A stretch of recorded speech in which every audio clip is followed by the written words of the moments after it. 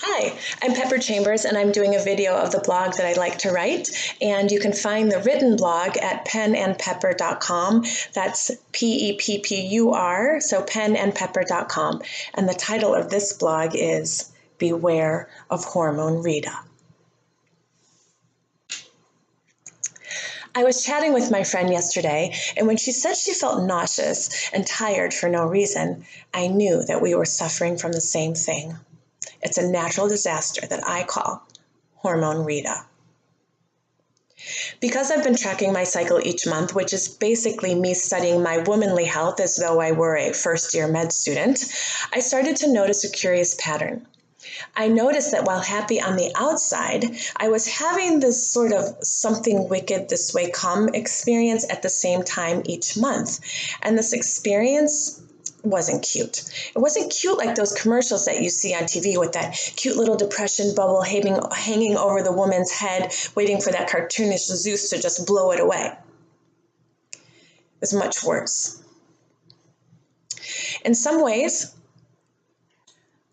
I feel like another person inhabits my body, and that someone is called Rita. She charges in, cigarette in hand, and she kicks me out with a hefty shove, and I'm left sort of just caged in a corner while she just lives in me as she pleases.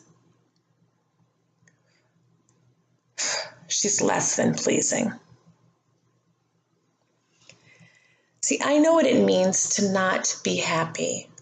A few years ago, when I was genuinely feeling scared about my direction in life or worried about what was going to happen to me or felt like everything sucked, I knew I was unhappy.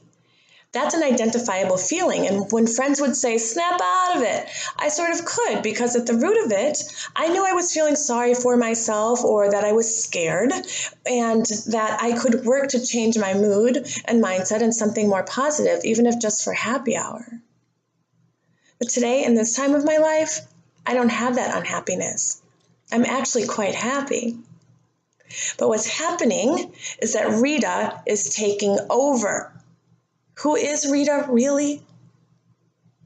Hormones. Shitty, crappy, powerful, elusive, imaginary hormones. To me, Hormone Rita is more than PMS. She's stronger than those flimsy 3 days that PMS Susie likes to occupy. Hormone Rita is an ass-kicking badass bitch. For those that don't know, the process of being womanly occurs every 28 to 30-day cycle. So roughly, because each woman is different, naturally. So day 1 begins when the blood moon rises. So you start counting on that day for the next 28 to 30 days, watching and waiting for who the hell knows what is going to come next. If you're trying to conceive, you're watching for ovulation from perhaps day 11 or 12 on, and then you're watching for any sign of pregnancy until blood moon arrives around day 28 or 30. So for almost 3 weeks, you're watching yourself and the things that are coming out of it like a first-year med student. So for those of you that are not trying to conceive and just trying to live life and feel like you're not going crazy, then you too may be watching your body and all that comes out of it like you're a first-year med student. So on day 15, I feel it coming. The sickness. It starts in my shoulders, and the slightest irritation of any sort makes my shoulders twitch. It's like I'm a drug fiend. It's then that I find my strap to brace myself. The strap isn't for a roller coaster, friends, because roller coasters can be fun. This is not. I find my strap, I bite down, and I get ready. If I'm lucky that month, days 18 through 21 are manageable. I'm still spit on by Rita, but I can function and I can fight back with exercise, good, or alcohol, not so good. But I know the big kahuna is still to come, And the big kahuna is day 25 or 26. It's looming in the near distance. I bite down and I pray. In med student talk, what's potentially happening is that progesterone is running amok through the body while Rita is on the couch watching Netflix and eating all the Pringles. Too much or usually too little progesterone causes a twerk in your hormones and you become unbalanced. And that dippy twerk, it brings on the need for the leather strap for me around day 15. And then for some reason, there's another big twerky explosion of either progesterone or possibly estrogen that happens on day 25. Doomsday. So this past holiday season, day 25 fell right before Christmas. Sweet baby Jesus.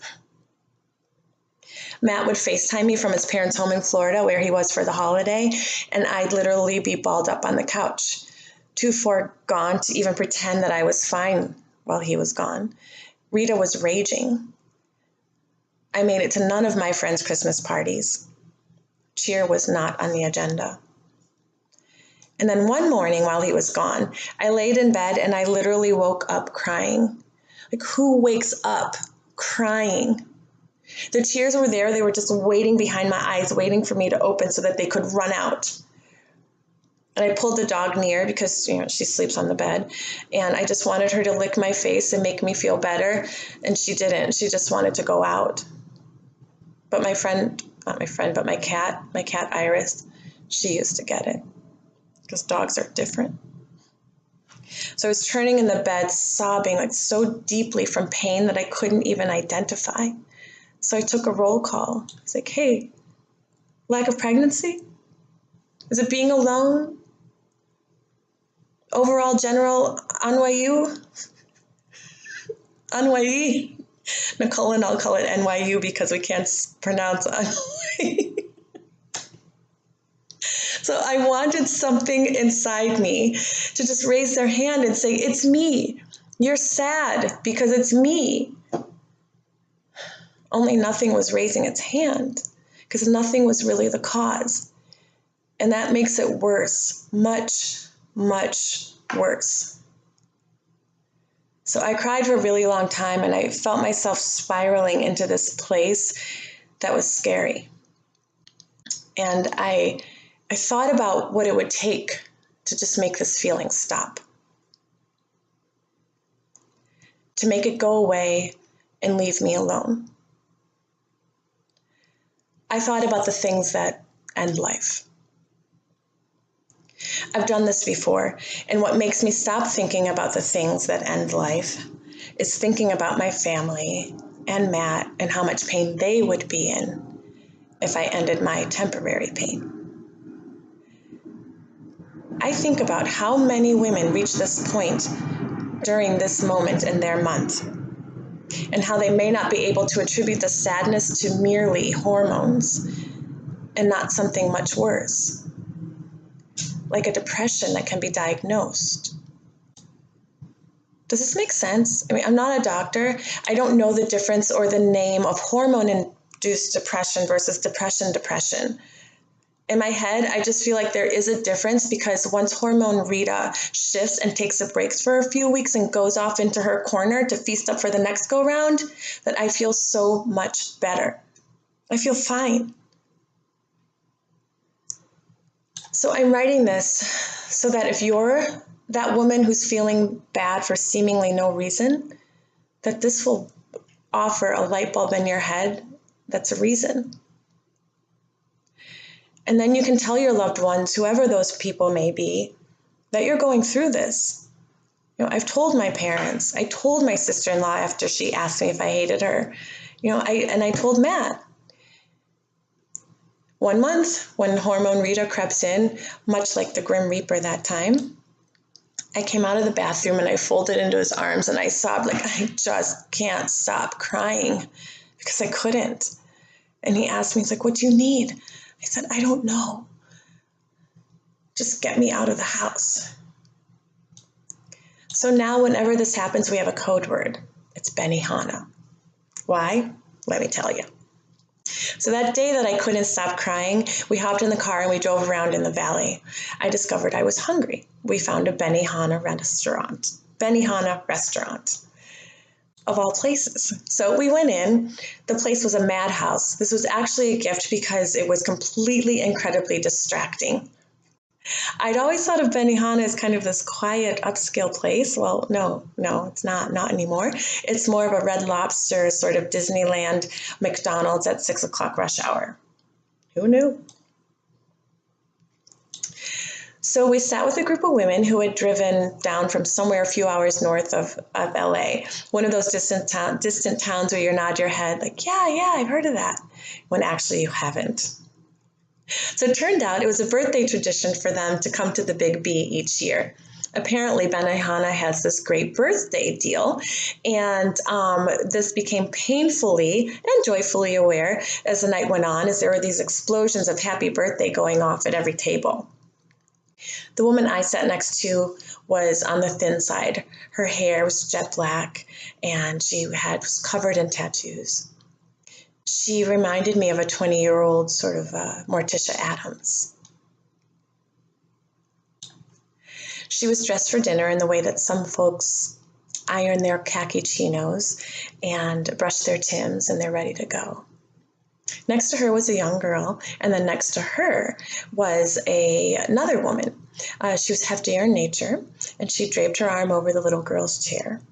So she too had the jet black hair, and she was ready for dinner with bright purple eyeshadow and these eyebrows that were just penciled so neatly on her face.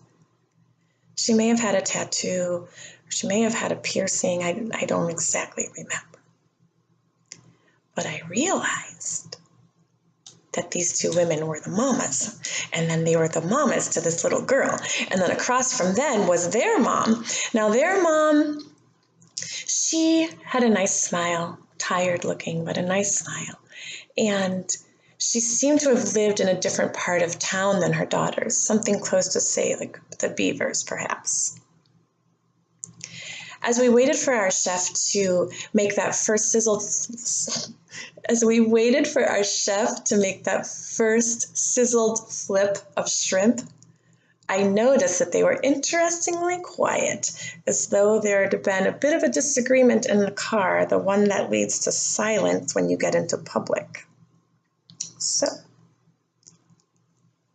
you know what that means. It turned into the Pepper Show.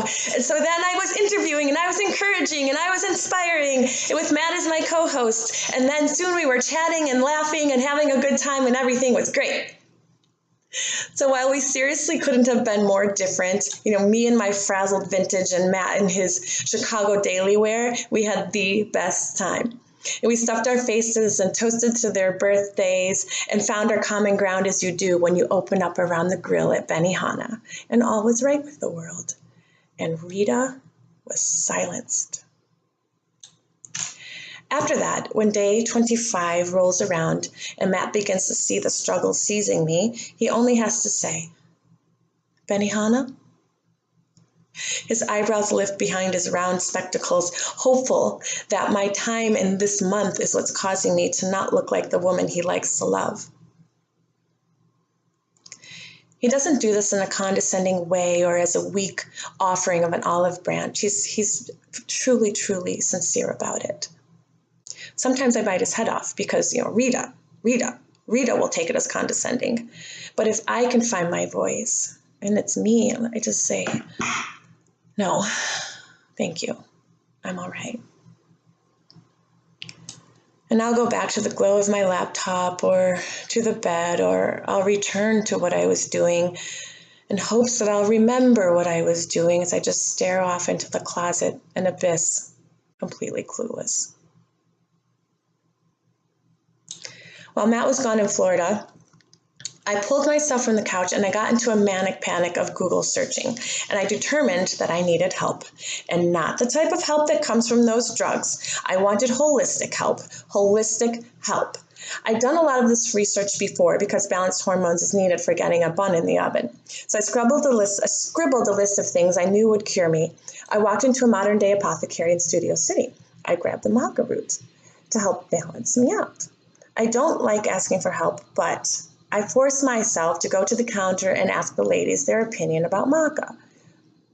The internet has a lot to say, many pros and cons, and they weren't so sure about maca.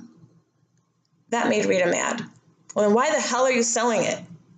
The pharmacist in her white coat asked, have you been to a doctor to be diagnosed? I said no, because I know that I need to go to a doctor and get diagnosed.